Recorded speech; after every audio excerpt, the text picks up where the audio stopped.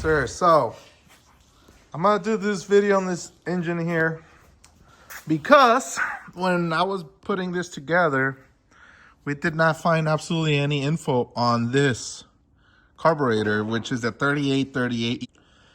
There was a video of a 1967 cc engine that somebody put up and they were dynoing it. It has a very similar to this engine, same crank. I believe it has the same camshaft too. I'm pretty sure I just got a little more compression and more lift because I put a 1.4 rocker. And the heads are nice. These are the 500 heads. They make pretty good power.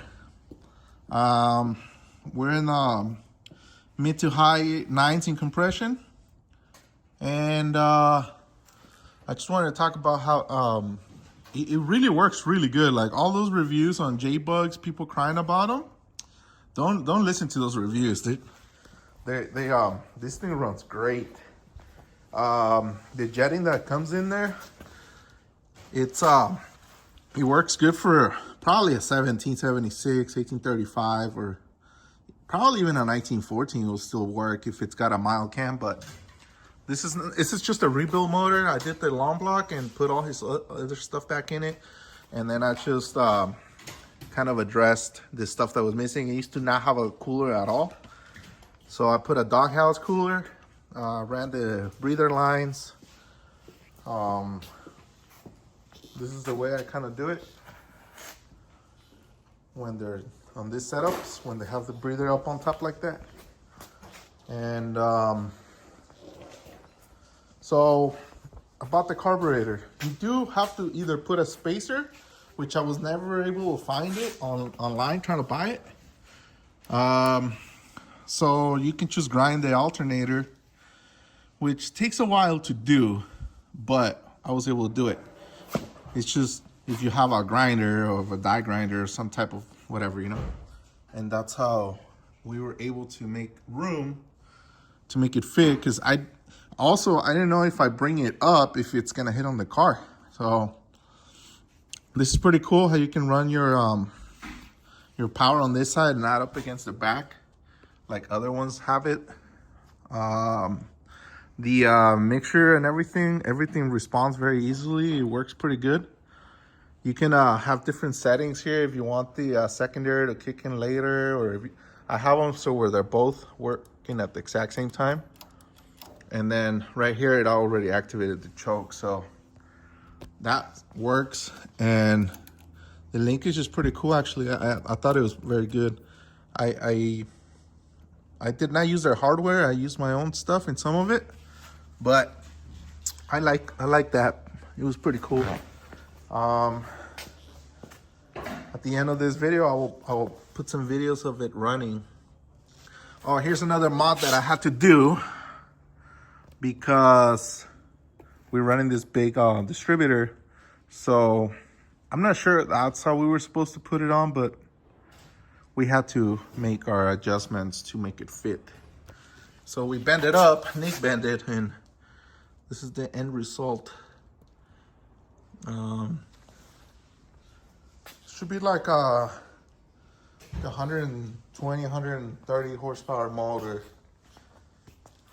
with about the same in torque. And it's going in a late model Beetle. So hopefully you guys like this. And just to put another video out there of what we did this last couple of weeks was turnkeying this engine right here. All right, if you decide to stick around in the video, there's gonna be videos of the engine running, and then after that there's gonna be the section where we go through the bottom end, the combo, the internals. And if you like this content, don't forget to subscribe, like, drop a comment. Anything at all will help us with the algorithm. Just trying to stay on YouTube. Thank you.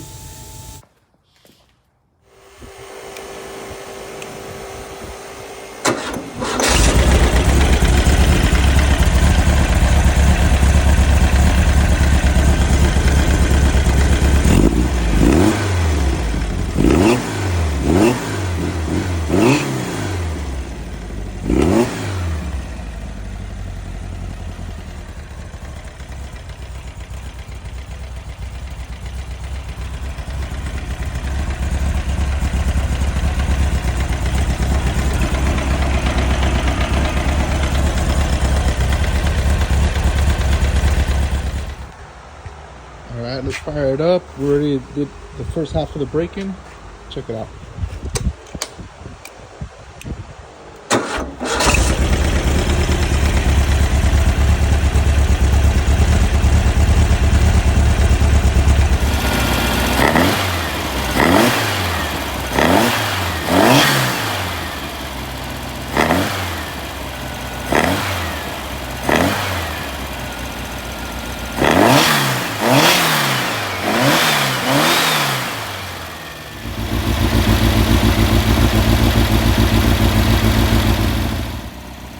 Well, so I assume by now you're wondering why did I build this motor? And the simple answer is didn't want to have dual carburetors. When I'm not going to install the engine myself, we'll be servicing the engine. And the customer has to be aware that they're going to have to be able to adjust their own carburetors. And when they do their own install, you have to reset linkage, you have to set mixture screws again. And it doesn't matter if it was dyno or not. If you're gonna have to know how to do that.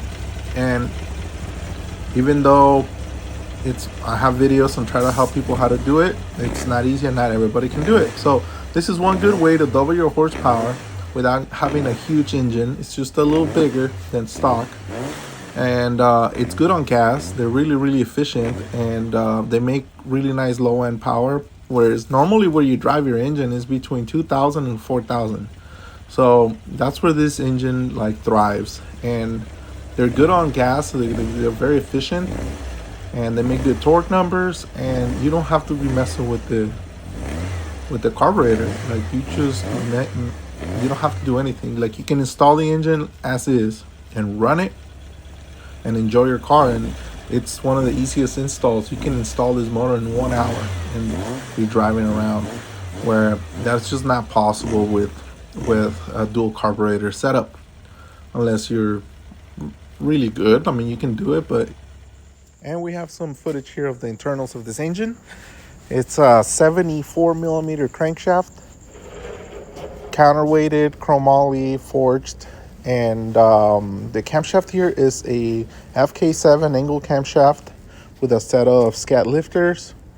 The connecting rods are 5325 I-beam style, and they are actually very heavy duty.